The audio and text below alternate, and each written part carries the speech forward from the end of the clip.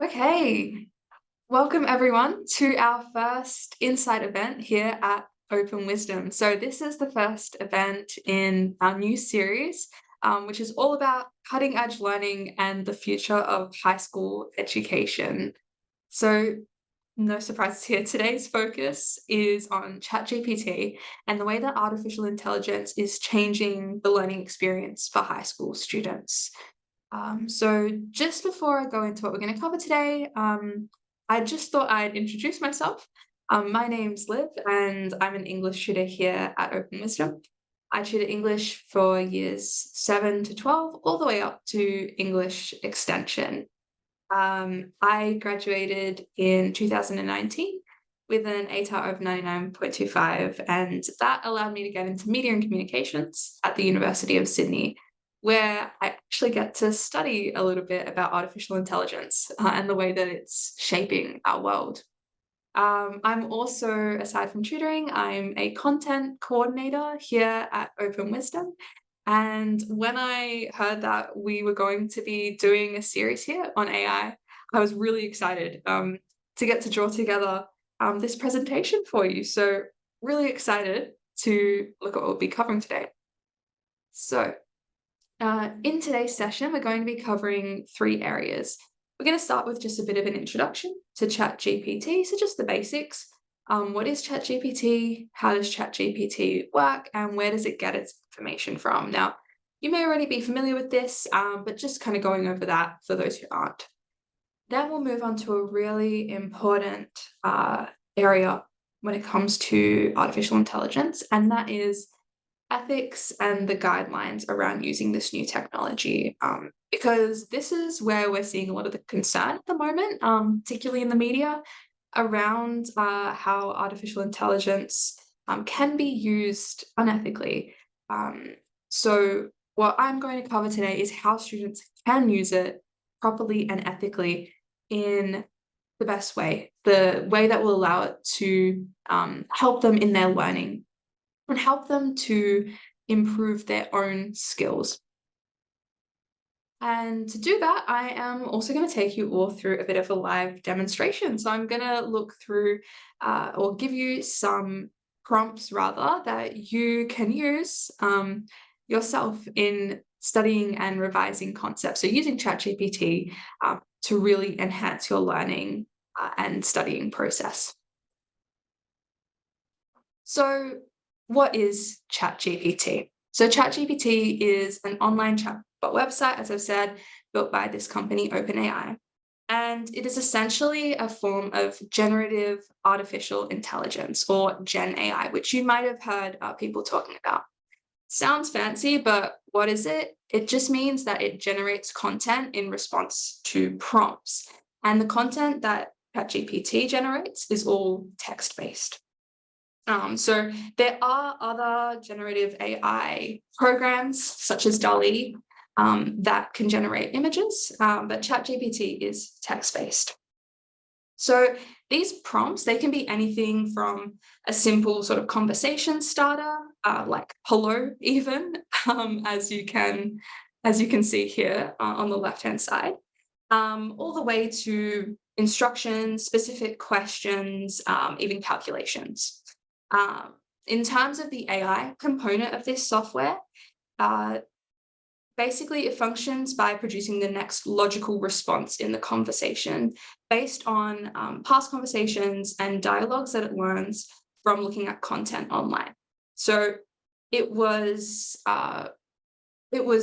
created using data from across the web. So this is freely accessible data, things such as books, articles, and websites. But the main reason why ChatGPT has become popular, if you've gotten to experiment with it, you'll see that it is very much responding like a human in that sort of conversation, that dialogue between the user and the chatbot, which is not like anything we've really seen before. The great thing about this is that it makes it really natural for conversation, and for students, it's a really great personalized learning tool because it can also remember past conversations that the user has had with it, which makes it really great for kind of taking your past responses and your past understandings and incorporating that into the way that it responds to you. However, while it may seem to be kind of all-knowing and very human-like, in reality, it lacks many of the contextual and creative and critical skills that we have as humans. And I mean, that's not a flaw. It's not a flaw of the technology. It's just the fact that it is software and not a human. So that's why it's best to use this as a tool for personalized learning, but not a substitute for our originality and creativity when we're working on assignments as students. Now, that brings me to an important point about the ethical guidelines and rules when it comes to ChatGPT. So one of the biggest concerns at the moment among educators is plagiarism. And this is why you may have heard a lot of schools sort of taking a bit of resistance towards ChatGPT. At the end of the day, if a student researches online, they know that copying from those sources is plagiarism. The same goes for ChatGPT. It's no different to copying information from other sources without citing it. This is always going to be academic misconduct, regardless of whether your school permits ChatGPT in the classroom. And as I'll talk about a little bit later, many plagiarism checkers that schools use on any assignment can detect AI-generated content. So I'm going to go through how students can use ChatGPT in an ethical way where they don't even have to think about trying to plagiarize the content that it gives them. There are many other ways that it can be used as a great learning tool. The other issue at the moment is misinformation. So ChatGPT has been known, and the creators have explicitly said to anyone who's using it that it can generate fabricated information, which is what we call hallucination. So it can hallucinate information. So this is just because the software works by trying to give you or generate a response that is in the form that you're looking for. So it can make up statistics, it can make up people, reports, dates, even some facts. And we can see this in the example on the right-hand side here, where a journalist asked it to write a biography about them. And this journalist is not very well known. There is not a lot of freely accessible data about them. So fair enough, ChatGPT, in trying to write this biography, made up a few facts. Now, as I've said before, this is not a flaw in the software when you think about it as a tool for learning, because really the best way for students to use it is as a sort of as a study tool, which I will look at with you all later. But just like any other source of information online, we need to be fact-checking and cross-referencing it with other information. In any research project that students do from year 7 to 12, they're expected to cross-reference their information, go to other more reliable sources to check that those facts are true. So if students are going to be using this as a sort of research tool, they need to treat it like any other source of information by fact-checking it. And lastly, privacy and safety. So once again, just like any other online tool, students need to be careful about the information that they share with the software. Just like we're taught in terms of online safety, that it's important not to give information that can identify us personally. The same goes for ChatGPT. Another concern with regards to safety is that students may be exposed to potentially offensive or inappropriate content. However, the makers of the software, OpenAI, have been really open about this, and that they are trying to filter out content that can be harmful to young people, offensive to anyone even. And if students do go seeking offensive or inappropriate information, it will not provide it to the students and will instead give a sort of disclaimer saying why they cannot do that. So it has, there are methods put in place to make it safer for students, but this is a concern that schools and parents may have and that they are working on. So with that said, it's important to consider what our educational authorities are saying about it. So when we turn to the New South Wales Department of Education, they have currently placed an interim ban on the use of ChatGPT on school devices. So students can't use ChatGPT in the classroom. Their main sort of concern is about what I just mentioned, the fact that it could generate harmful content. But as I also said, OpenAI is working to sort of filter that content and make it a lot harder for anyone to come across that. So this is up for review at the moment. There will be an official review of the use of all AI in classrooms this month, so in July. At the same time, teachers and department staff are currently using and have access to AI tools, and they will sort of take that personal experimentation into account as they review it. However, the mix across the schools in New South Wales, the stance across the schools in New South Wales is a little bit more mixed. So if we take a look at Catholic schools in New South Wales, Western Australia, and Victoria, it's currently permitted. Their sort of stance is that with good policies to manage the risks of ChatGPT, AI can improve teaching by helping students to develop stronger critical thinking skills. So that interrogation with the information that it gives us is a super important skill when we consider that students are using online tools more than they have before. So it's just a skill that's going to need to be integrated into the classrooms, and something that will definitely be factored in when the department does its review. It's also permitted in the International Baccalaureate in Australia, same sort of stance, that students need to cite this just like any other source in their assignment. So there is a general consensus that ChatGPT will be a useful tool.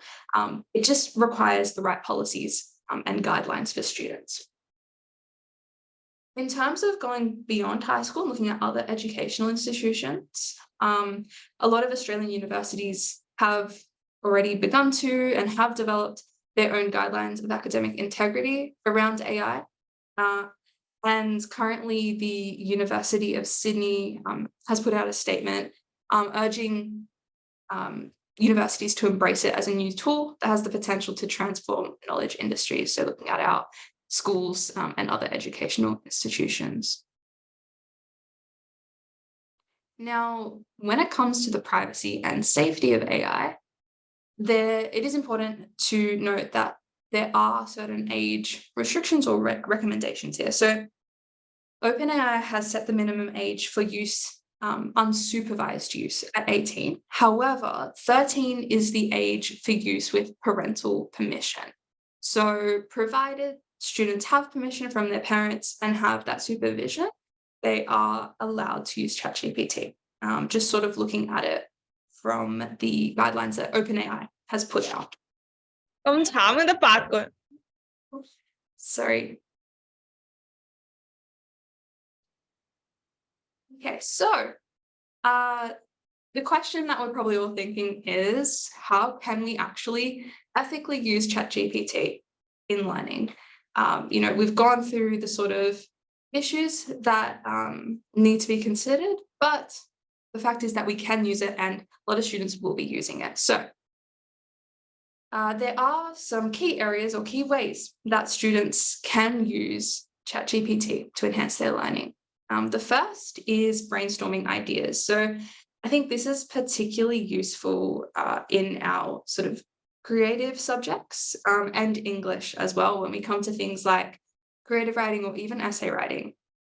Certain schools are already using the tool in this way. They're already embracing it for this purpose, allowing students to sort of kickstart their working process, because as a lot of students know, the hardest part is sort of being faced with that blank page and wondering, what ideas am I going to write about? So the best way to think of this as a sort of classroom discussion or a collaborative discussion between the student and the AI, giving them some inspiration around the topic or the question that they've been given.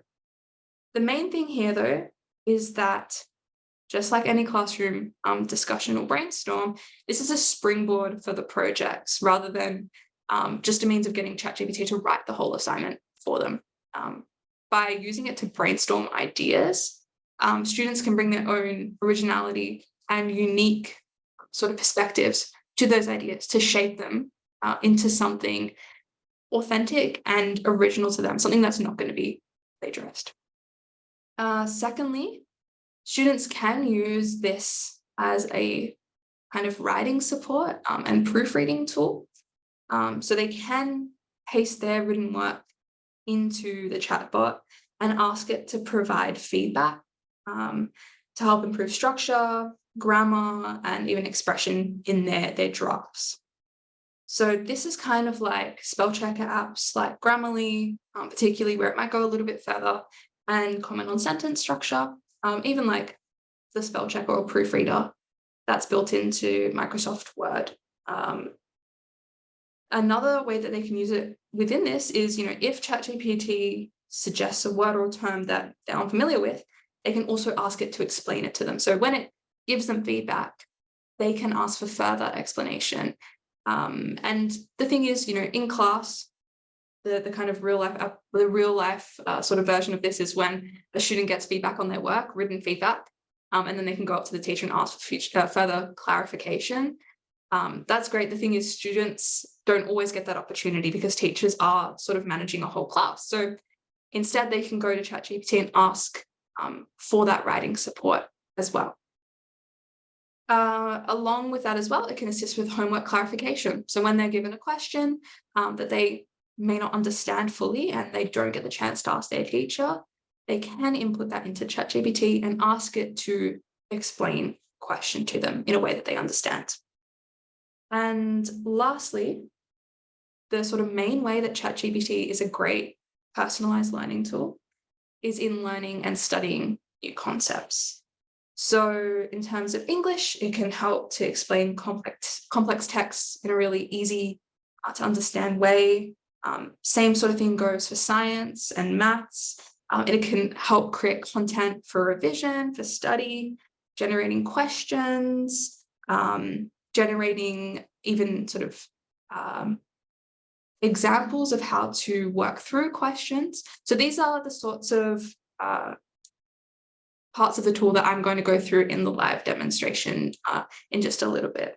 But lastly, something that is also quite interesting is that the chatbot can converse in other languages. So if you're a student or you have a student who is studying another language and looking for a way to practice, this is a great tool for that as well. So the sort of possibilities are vast and really exciting. Okay, now with ChatGPT, as I've mentioned, there are things that we do need to avoid. Plagiarism, as I've mentioned, using ChatGPT for research without cross-referencing, going against your school's code of conduct for AI. Now, your school may not have set out, or your child's school may not have set out a particular code of conduct specifically, but they may have sort of given some advice around AI. Always best to follow that first and foremost. And lastly, avoiding sharing personal information, as I mentioned before, just for privacy and safety of students using it. Now, just looking at that first point around plagiarism,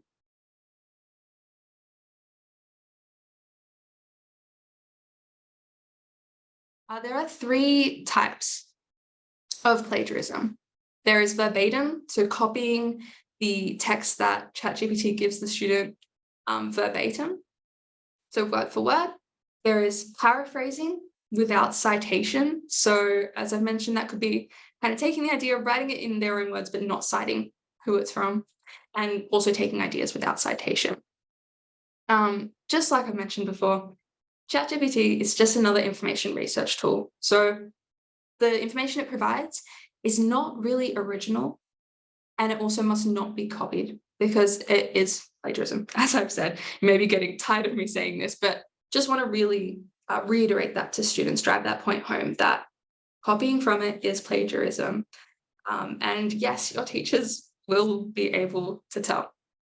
How will they be able to tell? Well, if we take a look at this example on the right-hand side, I asked ChatGPT to write an English essay about Romeo and Juliet.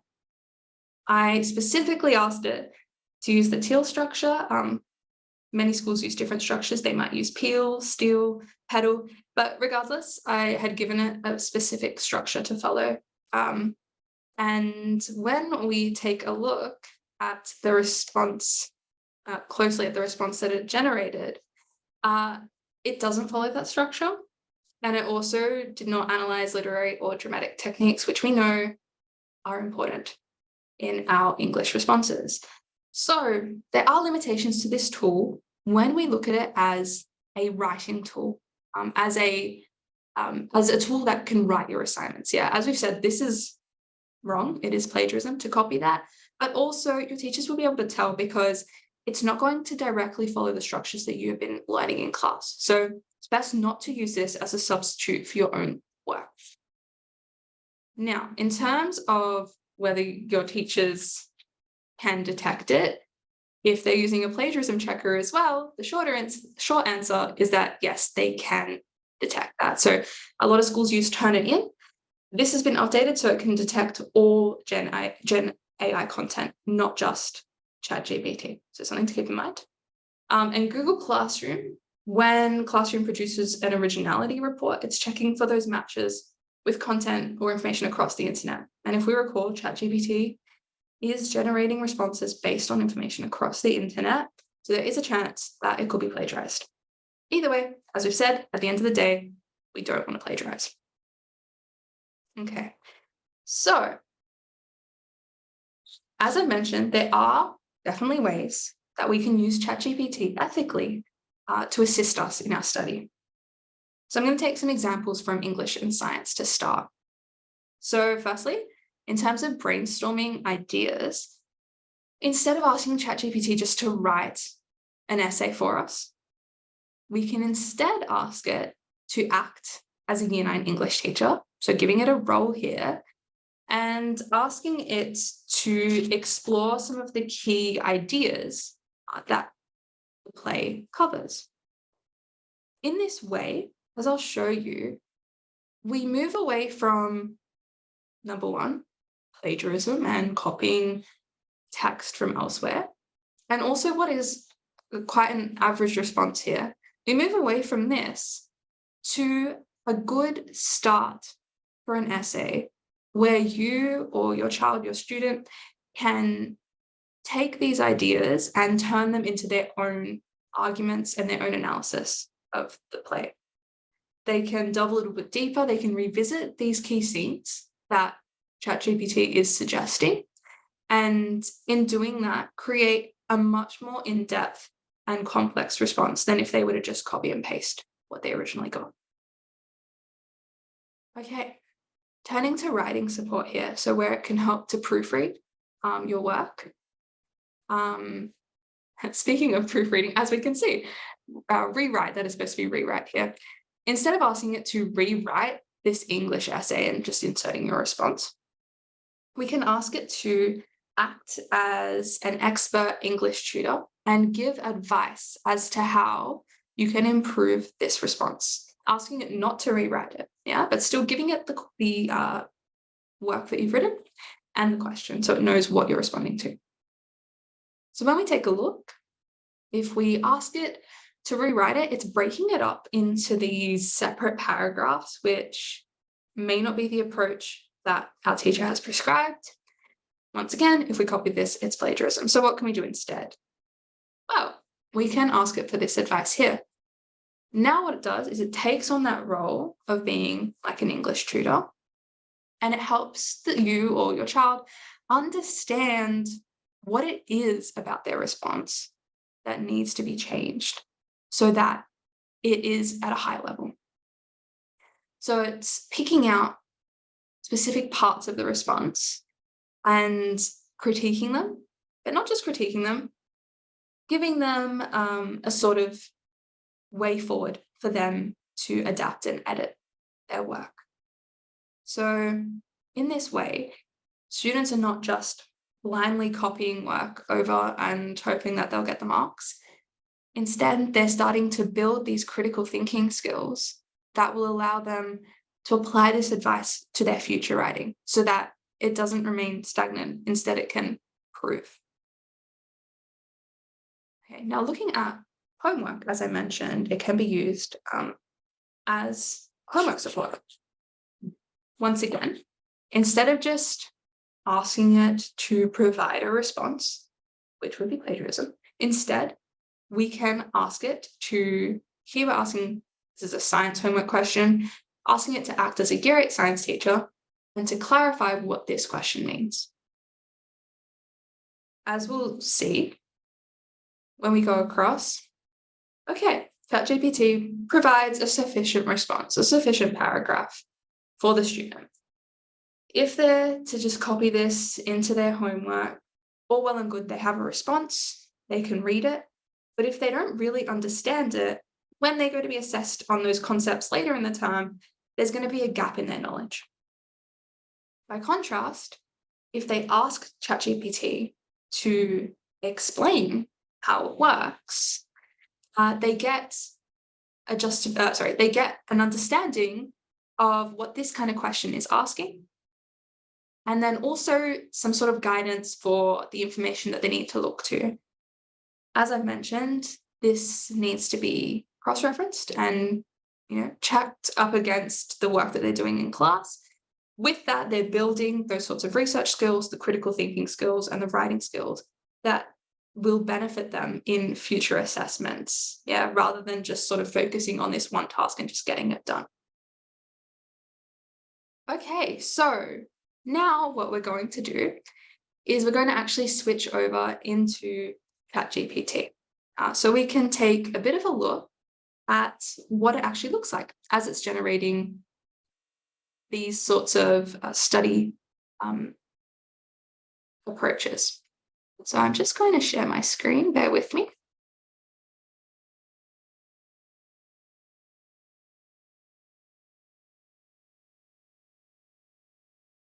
Hopefully you can all see ChatGPT up on screen. I just want to confirm that everyone can see it. Can I just get a yes in the chat?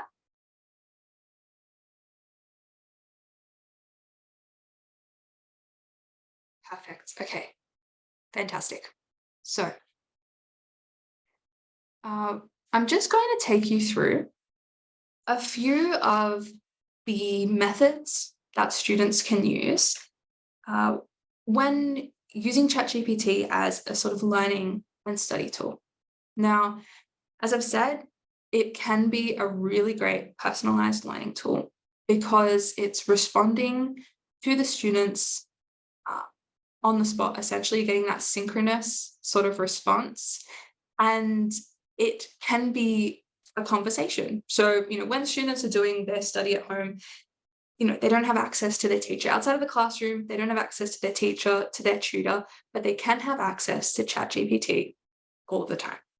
So the first method I'm going to take you through is what we call Socratic questioning. So sounds fancy, but really all it is an educational method that teachers use all the time. It's asking the students questions, prompting them to recall information that they've learned, and guiding them towards the correct answer without just giving them the answer straight away. Now, as I've said, when a student is at home, they may not have access to someone like their teacher who has the knowledge that they need to study. So they can use ChatGPT instead. Now, what I've done is I've prepared a sort of prompt. So what we're going to enter into the chat bot to show you how we can construct that.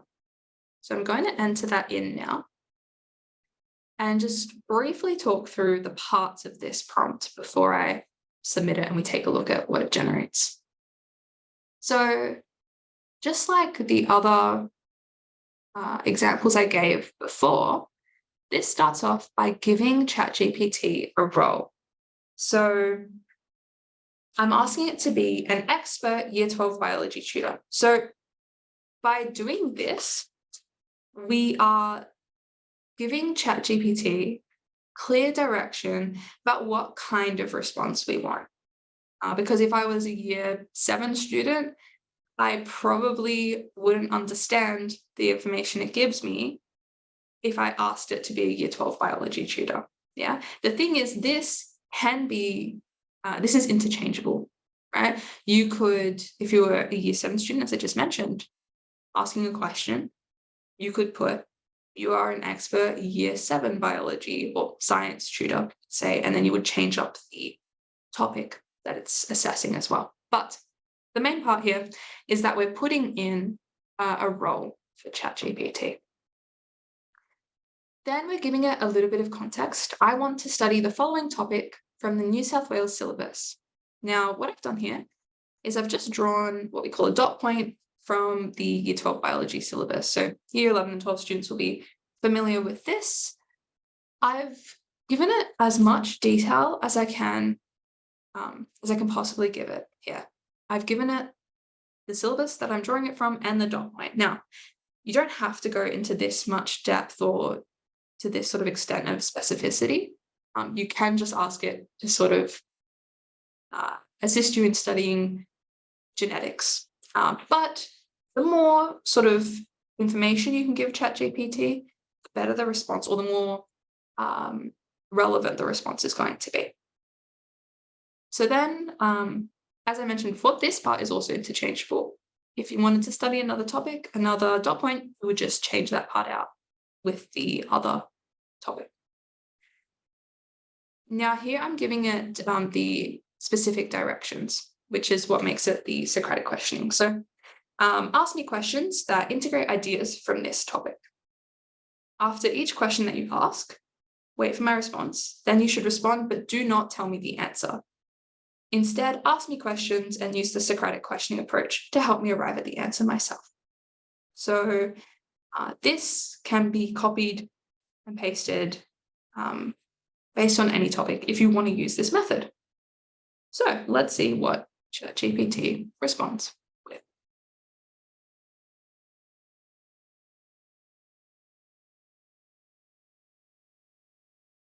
Okay, so it's responded with this very sort of human response. Sure, I'd be happy to help you explore the topic of comparing genetic similarities and differences. So that's the topic we put in. And it asks us a baseline question. So what do you understand by the term genetic similarities and differences? So, I mean, personally, I am not a biology tutor, but if we were to give it a sort of response, genetic similarities when, okay, so technically correct, but obviously we would require more depth in this response. Let's see what ChatGPT responds with.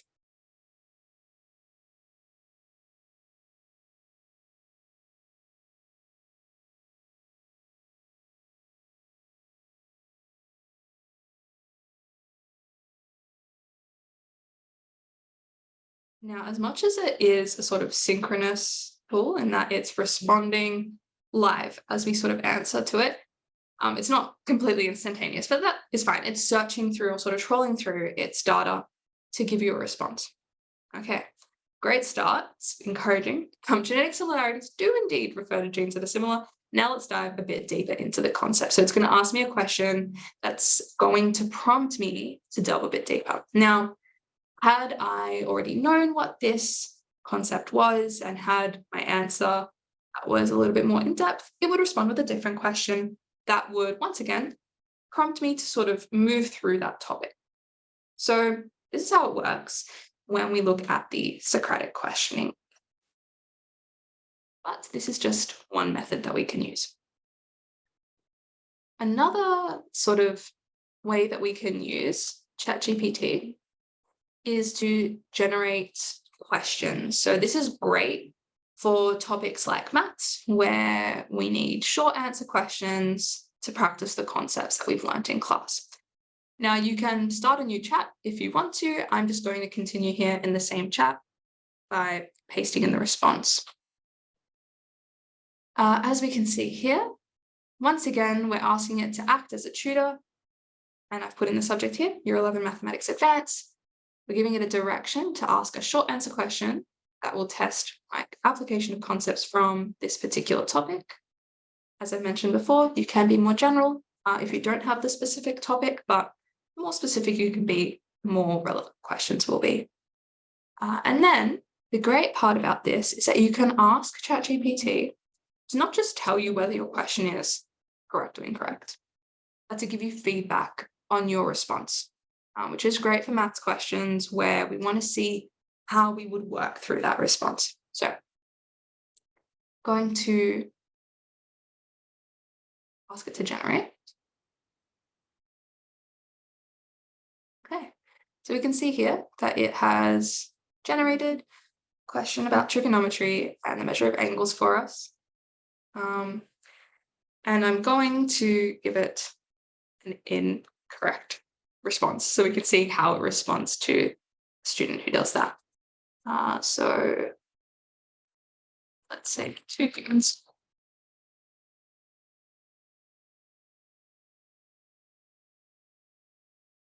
Okay, so incorrect. However, it is going to explain what we need to do to arrive at the correct response. Now, I'm going to stop generating for now because it will work through that for the student, but that's okay. We are going to move on to our next example. So that's short answer questions. What about multiple choice questions? This is really great for subjects, particularly like science, where you may have been given questions to practice. You or your child has done them all, and you need more practice questions. This is also really great for year 7 to 11, where there aren't a lot of freely accessible practice questions online. So instead, we can turn to this software to help us generate additional questions. So I've pasted in the prompt. So I've prepared this prompt earlier. Once again, starting with the role, tutor in year 11 physics. We're asking it to generate multiple choice questions that will test the application of kinematics concepts. So once again, we can change this out for another topic. We're also asking it again to give feedback on the answer. And this is a sort of additional part that we can add to the prompt if we want to make the questions a little bit trickier, let's say. So your questions should target common misconceptions in the motion in a straight line dot point. So that's the dot point we're drawing from in the syllabus, the topic. But here we're asking it to target common misconceptions. So this is great. Once you've done all your multiple choice questions that you've been given as practice, or if you haven't been given any, this is a great way to generate questions that will ask you not only to just apply the content that you've learned, but kind of trickier questions that will ask you to think critically about the content that you've learned. You can generate multiple choice questions without including this. Don't have to, but if you want to add that later, you can. So let's see what it generates first.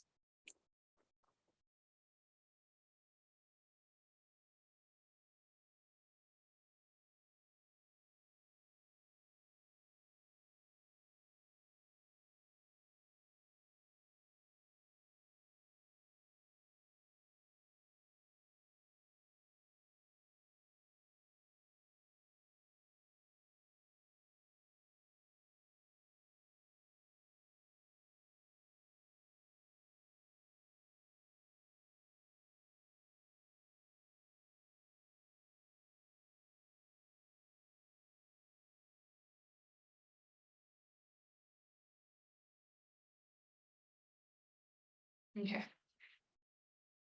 So it's generated a multiple choice question for us here.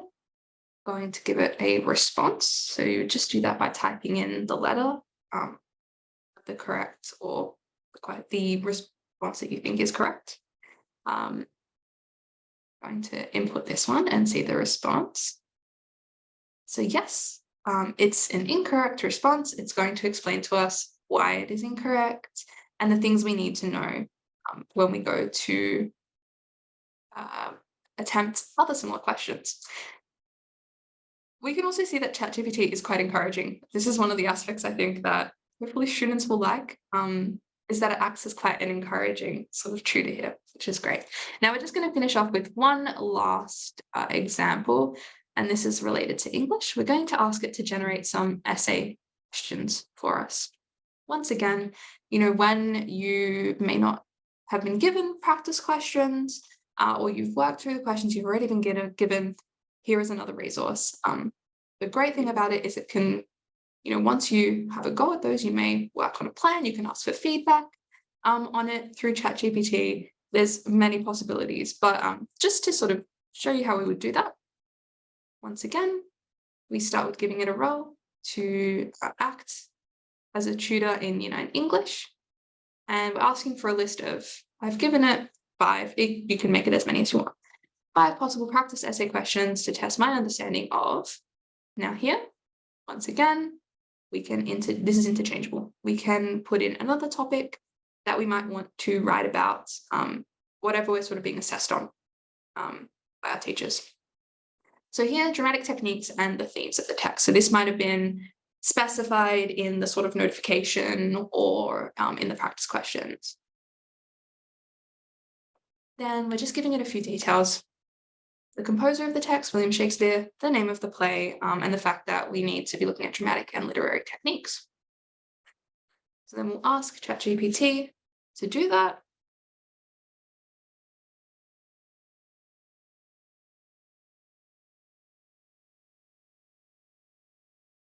There we go. It's given us a list. Now, just as I sort of demonstrated with the homework clarification example before, you could take one of these questions and ask ChatGPT to explain it further, to give you clarification on what that means. So really, as mentioned, ChatGPT is a great learning tool in that it functions really well as a guiding hand, as assistance in the learning process, in the revision process, in the idea generation process. We just cannot rely on it, though, as some sort of magic wand or magic tool. We need to think critically about it. And this is a skill that is going to become incredibly important in classrooms of the future. This ability to kind of interrogate the information that it gives us, but then also to use it as a way to prompt our critical thinking of that sort of Socratic questioning, or in this instance with essay questions. Okay, so I'm just going to stop sharing this screen and return to the presentation for you all.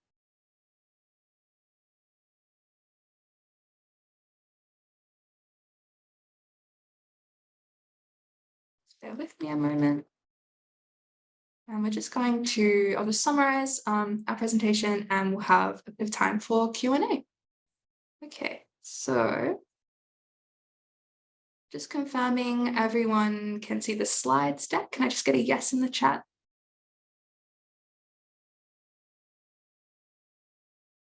Should read summary and have 3 boxes. Fantastic. Okay, thank you. Alrighty, so just to summarize the kind of information that we've gone through today, just 3 main points to remember. So first and foremost, we want to be following the guidelines and recommendations of our school or your child's school. Now, as I mentioned, the Department of Education New South Wales has placed an interim ban on the use of ChatGPT on school devices in classrooms. However, as we've said before, parents are able to supervise their children and when they use ChatGPT. And I think this is a great time now for parents to kind of work with their children to experiment with this technology in the use of it as a study tool and that sort of revision tool. And also, in the idea of clarifying work, helping to generate ideas and working on those critical thinking skills, as well as cross-referencing and checking other information online. This is a skill that students have been using since, I suppose, the age of books even, cross-referencing with different texts just a skill that we need to bring over to ChatGPT as well. So with that, as I mentioned, the main sort of banned use of ChatGPT is plagiarism.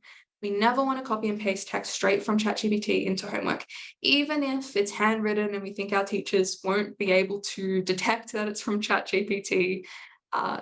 Bottom line is that it is wrong to copy it, and it also is detrimental to our learning because we're not really kind of getting to understand that content. We're just sort of blindly writing it down. Instead, as I've shown, there are many ways to use ChatGPT as that learning tool to help you understand the questions that you're getting, help you understand the concepts that you're getting, and working with it, not just as like an assignment writer, but as a sort of assignment assistant or learning assistant. And so with that, important to experiment with this tool to get used to it and to understand how it's working.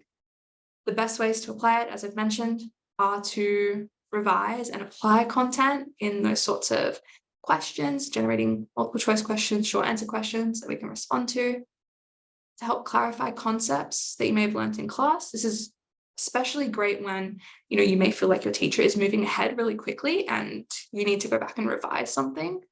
You can turn to this as a means of explaining things, but also helping you to explain tasks and questions that you get. Looking at tips to improve your original work and your writing so that you can take that forward with you. And lastly, helping you to consider new perspectives, because as students, we know it can be, pretty hard to sort of look at ideas that maybe you haven't gotten to explore, or that you have looking beyond ideas that you've explored in class. But this can help you to do that by giving you other perspectives to consider and interrogate, to think critically. Now, with regards to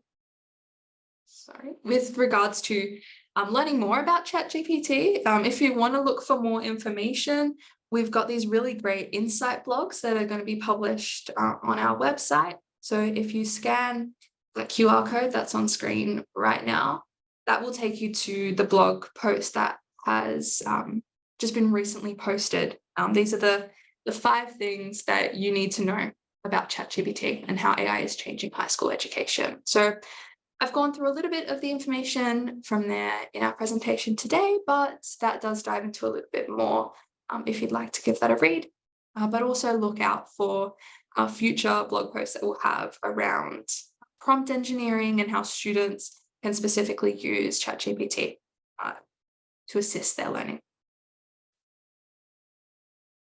Okay, and as we know, AI is great and it can be a really great learning tool, but it doesn't replace face-to-face teaching. So I've just got up on screen at the moment a QR code that can take you to our free trial lesson page.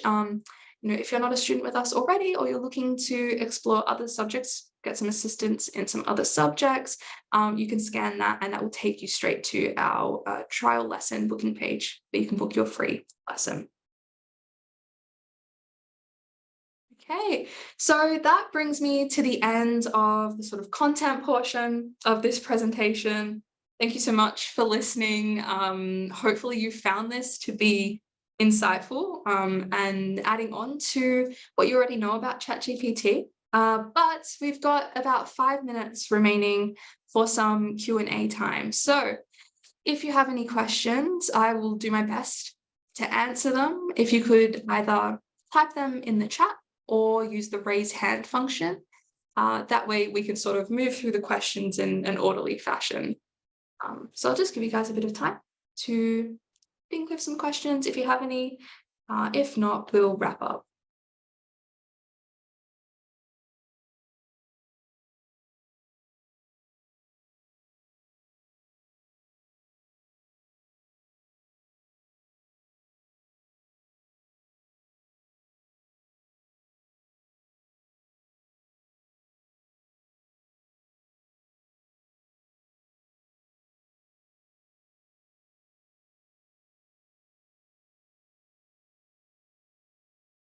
Okay, just got a question here from William. Thank you so much.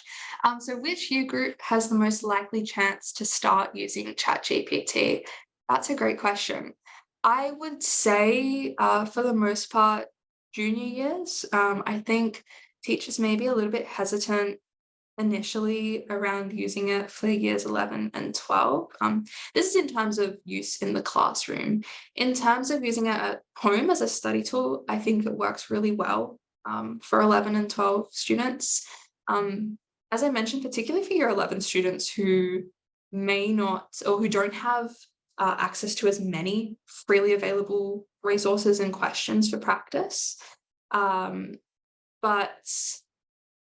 I would say as it sort of starts to roll out, I've got quite a few junior students myself who are being encouraged to use it in class to show them sort of how to use it, not just as like an assignment writer or homework writer, as we mentioned, but as a sort of learning assistant, like I've said, yeah, and looking at how they can interrogate the responses that it's giving them. So I think in classrooms, probably years 7 to 10, maybe 7 to 9. But for personal use, I think it's great for year 11 and 12 students as well. Hopefully that's answered your question. If not, feel free to post another question or add anything to that.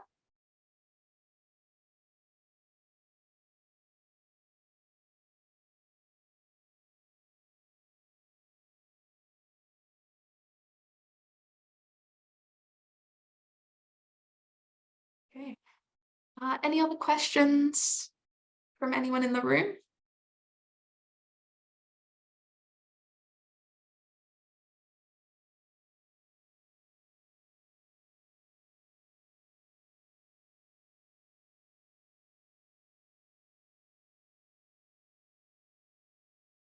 Okay, it looks like there's no more questions coming through. If anyone does have a question, feel free to unmute yourself or type it in the chat, but otherwise, I think we will end the Zoom there. Okay, yeah, thank you so much everyone for logging on this evening to listen to this and to hear about what is a really exciting tool for students that I think will become very prominent. If it's not ChatGPT, other forms of AI are definitely making their way already into the classroom in the way of AI textbooks, the sort of websites and software that students may be experimenting with. So yeah, the main sort of takeaway is as much as AI can seem very sort of daunting or can be concerning, it has a lot of great aspects that I hope will help to transform the learning experience for lots of students in the coming decade. All right, well, thank you everyone for joining, and I will end the Zoom there unless anyone has any last questions or anything that they needed clarified.